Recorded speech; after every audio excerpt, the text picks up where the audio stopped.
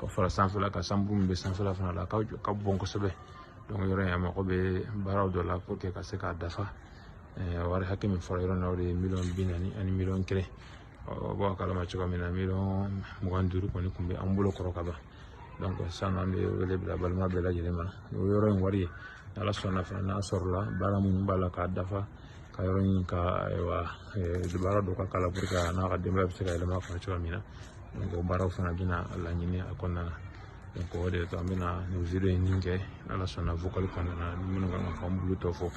An bɛ o video in kɛ ka dɛmɛ ɲini an balima bɛɛ lajɛlen fɛ an bɛɛ lajɛlen ka bɔ an b'a lajɛlen ka an seko kɛ ko in na n'Ala sɔnna Ala bɛ se ka yɔrɔ in garijɛgɛ don aw bolo inshallah garijɛgɛ teliya la cogoya min na.